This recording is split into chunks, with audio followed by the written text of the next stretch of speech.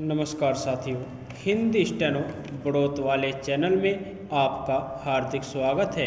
आज की डिक्टेशन रामधारी गुप्ता खंड 2 से प्रतिलेखन संख्या 29 व 30 से 90 वर्ड पर मिनट की स्पीड से होगी। तो आइए शुरू करते हैं। डिक्टेशन शुरू होगी 5 सेकंड बाद। स्टार्ट।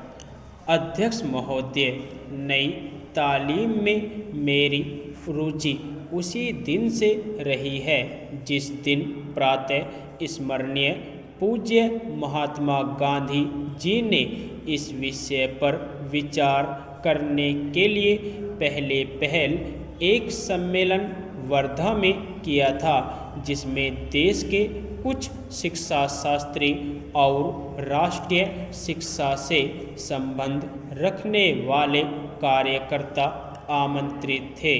उस दिन से इस पद्धति की जिस प्रकार से जांच और प्रगति हुई है, मेरा उससे कुछ न कुछ संबंध रहा है और इसलिए मुझे इस बात की प्रसन्नता है कि आपने आज मुझे शिक्षा संबंधी विचारों को व्यक्त करने का अवसर दिया। यद्यपि मैं जानता हूँ कि ऐसा करने में बहुत अंश में पुनरावृत्ति करूँगा और हो सकता है मेरे मत से दूसरों का, विशेषकर शिक्षा शास्त्रियों का मत न मिले। इसके अतिरिक्त विचारणीय बात यह भी है कि शिक्षा के संबंध में केंद्रीय और राज्यों की सरकारें आज जो नीति बरत रही है, उसका मेरे मत के साथ कहाँ तक मेल होता है और मेरे मत में अथवा उस नीति में परिवर्तन कहाँ तक आवश्यक दिखता है। इसलिए मैं आशा करता हूँ कि मैं आज जो कुछ कहूँगा वह व्यक्तिगत विचार के रूप में ही समझा और देखा जाएगा और उस पर आप निर्भीकता पूर्वक और निर्लिप्त रूप से भली भांति विचार करेंगे। यह एक मानी हुई बात है कि जो पद्धति आज तक प्राथमिक वर्ग से लेकर विश्वविद्यालयों की उच्चतम कक्षा तक प्रचलित है, वह वही पद्धति है जिसको ब्रिटिश सरकार ने इस देश में चलाया था और स्वराज्य प्राप्ति के बाद भी अभी तक उसमें कहीं कोई मौलिक परिवर्तन नहीं हुआ है। उसके लिए हम किसी को दोषी भी नहीं ठहरा सकते, क्योंकि जिस प्रकार शांतिपूर्वक हमें स्वराज्य प्राप्त हुआ, उसमें यह अनिवार्य था कि स्वराज्य के साथ साथ वह शासन पद्धति, शिक्षा पद्धति तथा सारा उपक्रम जो अंग्रेजी राज्य में प्रचलित था, उस परिस्थिति के प्रकाश में विचार करे और जो कुछ परिवर्तन आवश्यक जचे उसे अमल में लाए। इसमें संदेह नहीं कि अंग्रेजों ने जो शिक्षा पद्धति आरंभ की, वह विशेषकर अपने राज को आसानी से और सुविधा के साथ चलाने के लिए जारी की थी। उसके साथ साथ उनके दिल और दिमाग में भी यह विचारधारा काम कर रही थी कि यहाँ की संस्कृति और साहित्य में कोई ऐसी चीज़ नहीं है जिसको वे अपनी संस्कृति, साहित्य इत्यादि की अपेक्षा अधिक अच्छा समझे अथवा जिनको वे बनाए रखना उचित समझे। धीरे धीरे उनकी विचारधारा में थोड़ा बहुत परिवर्तन भी हुआ, पर मूल रूप से नहीं। और इसी बीच यूरोप में विज्ञान की जो प्रगति हुई वह इस देश में उनकी भाषा के द्वारा ही प्रसारित हो सकती थी। इन सब का परिणाम यह हुआ कि शासन की सुविधा और अपनी भाषा तथा संस्कृति के प्रति श्रद्धा के कारण उन्होंने इस पद्धति को जारी रखा और इसको अधिकाधिक प्रोत्साहन दिया गया। इसमें कोई संदेह नहीं कि हमारी कई पीढ़ियों ने जो शिक्षा पाई इसी पद्धति से पाई।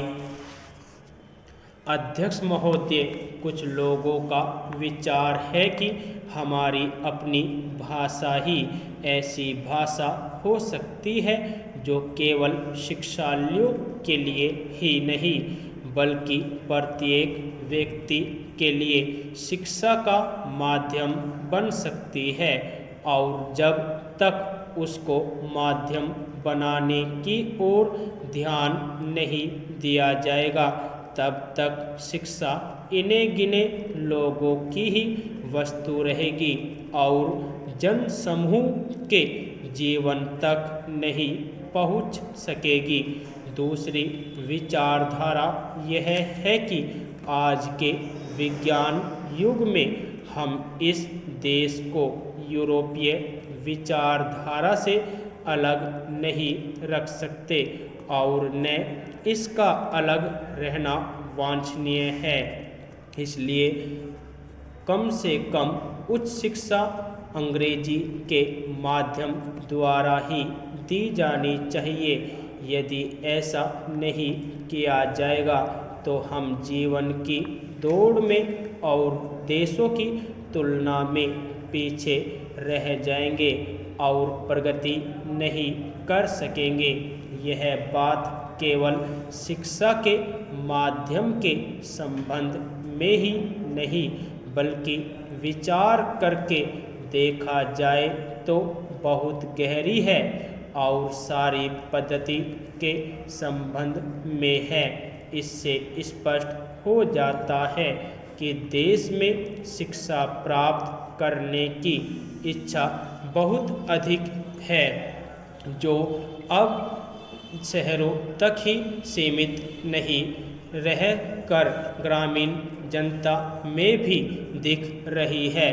पर उसका एक फल यह भी देखने में आ रहा है कि इतने लोग इन संस्थाओं से उत्तीर्ण होकर अपने को एक प्रकार से बेकार पा रहे हैं। सरकारी नौकरियां अथवा दूसरे प्रकार के काम जो शिक्षित वर्ग को मिल सकते हैं सीमित है और जितने लोग उत्तीर्ण होते हैं उनमें से थोड़े ही लोग उनमें लग सकते हैं या उनमें लगने की योग्यता रखते हैं। अधिकांश विद्यार्थी अब वह काम नहीं कर सकते जो उनके पिता और दूसरे पूर्वज लोग किया करते थे। अंग्रेजी शिक्षा के फलस्वरूप उस काम के प्रति उनकी भावना में परिवर्तन आ गया। परिणाम हुआ कि बेकारी बढ़ी और उसके फलस्वरूप जीवन के प्रति असंतोष और उपेक्षा की भावना को बल मिला। यह इस देश के लिए बहुत भयंकर चीज है। इसलिए हम इस विषय पर मौलिक रूप से विचार करें कि जो पद्धति आज चल रही है और जिस पर हम इतना व्यय करके युवक और युवतियों को बहुत बड़ी संख्या में शिक्षित कर रहे हैं वह आज की परिस्थितियों के कहाँ तक अनुकूल और लाभदायक है। महात्मा गांधी ने इस आने वाली परिस्थिति का अनुमान लगाकर यह निश्चय कर लिया था कि यदि इस देश में अमीर और गरीब प्रत्येक भारतवासी के लिए शिक्षा आवश्यक है तो वह इस पद्धति से नहीं दी जा सकेगी, क्योंकि इसमें व्यय इतना है कि यह देश उस भार को नहीं उठा सकेगा। इन्हीं दोनों विचारों से उन्होंने नई तालीम की पद्धति निकाली, जिसको अन्य देशों के उच्च कोटि के शिक्षा शास्त्रियों ने भी शास्त्रीय ढंग से विचार करके उपयोगी और लाभदायक ठहराया। महात्मा जी के विचार से जहाँ तक मैं उसको समझ सकता हूँ, इस पद्धति में अपने दो मौलिक तथ्य थे। एक तो इसमें शिक्षा केवल पुस्तकों के द्वारा ही दी जाए। यदि आपको डिक्टेशन अच्छी लगी हो तो हमारे चैनल को सब्सक्राइब करें तथा वीडियो को लाइक व शेयर भी करें। धन्यवाद।